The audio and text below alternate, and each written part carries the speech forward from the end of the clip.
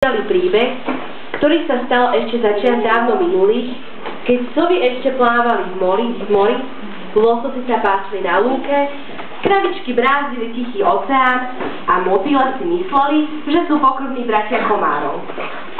A ešte jedna vec. Vianoce boli vždy biele. Boli tými najkrajšími dňami v roku a každý sa na ne tešil.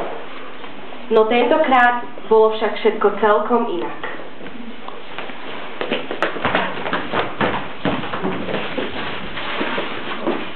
Bože, zase kniha. Na čo mi je kniha? Tadyku nechcem. Nie je tých darčekov nejak málo? Minulý rok ich bolo o mnoho viac. Presne tak. Deti, prečo ste nepočkali, kým sa vyjde celá rodina? Máme kapríka, medovníky. Fuj, ten kapor strašne smrdí, ja ho nechcem aj tak. Toľko v ňom je kosti, že nikto ho nebude chcieť jesť. A prečo celá rodina? Všetko vráti pod stanček a ku stolu. Ježiš, mama. Celú túto udalosť len pohoršene pozoroval duch Vianoc. Nešlo mu do hlavy, že tieto milé, slušné a vďačné deti sú zrazu akoby celkom vymenené. Čo sa zmenilo? Prečo si odrazu nevážia to, čo im vždy prinášalo najväčšiu radosť? Veď Vianoce pre nich vždy znamenali niečo tak nádherné a veľkolepé. Čo ho však sklamalo najviac, bolo, že ešte aj samotné Vianoce začali protestovať.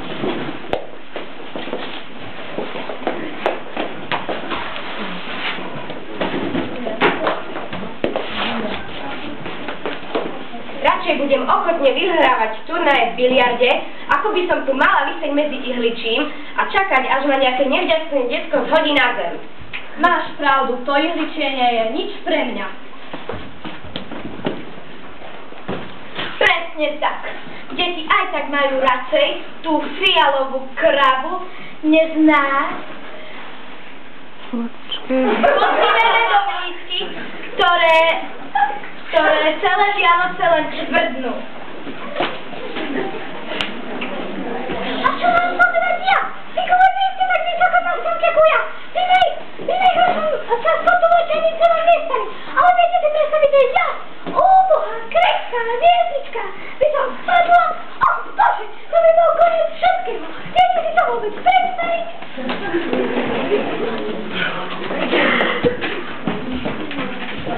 Stop obmedzovaniu rybých práv. Zjedz kura, zachrániš kapra. Už nechceme byť viacej večerov. Nie, my nie. Ryby sú priatelia, nie potrava. Aj kapre majú svoje práva.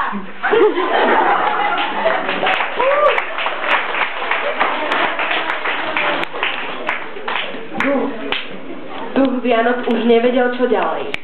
Ako zabrániť tomu, čo sa deje? Prečo sa má snažiť vytvárať vianočnú atmosféru, keď celé jeho dielo bude aj tak všetkými zavrhnuté? Začali sa v ňom búriť emócie. Musí konať. A tak sa rozhodol, že zasiahne. Ach, čo to len vidím? Čo sa to deje? Už ma nebaví len nečine sa prizerať na to, ako odmietate moju prácu. Nevážite si nič, čo vám Vianoce prinášajú. Na čo sa vám obťažovať, keď nie ste s ničím spokojní? Takto to už ďalej nepôjde. Ničím Vianoce, všetko s nimi spojené a začnem týmto hlúpým snehom.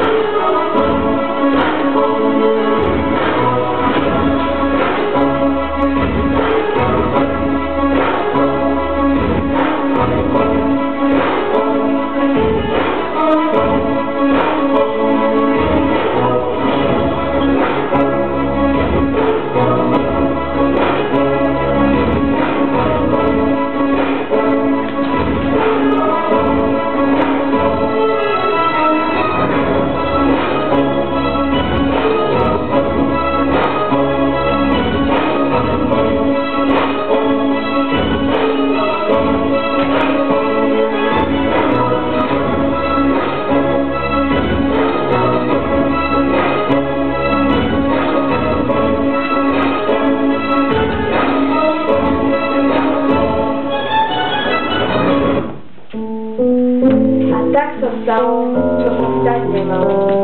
Nahnevaný duch Vianoc zasiahol a nezanechal po tomto období ani stopu. Všetko bolo odrazu pusté, smutné a bez života.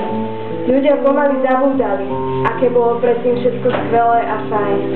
Už sa nezamýšľajú nad tým, že stratili ten najcennejší krásny pocit byť so svojimi milovanými blízkymi. Postupne sa všetka tá radosť vytrácala z ich srdcí. Avšak jedného dňa...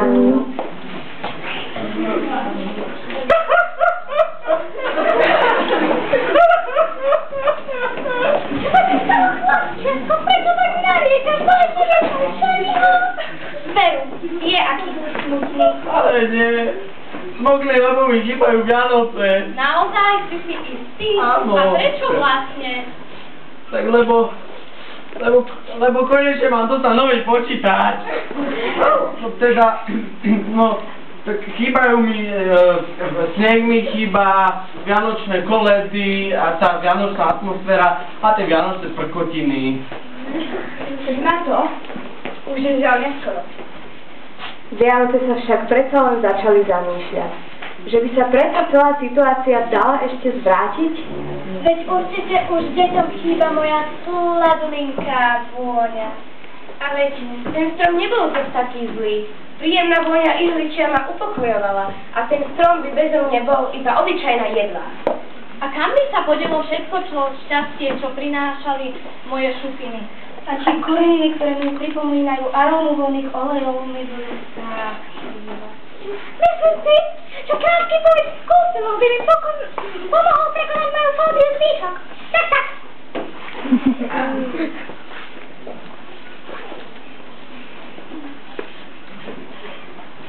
Ale veď takú dobrú snehovú metelicu, ako vieš robiť ty, ani Perimbaba nespraví.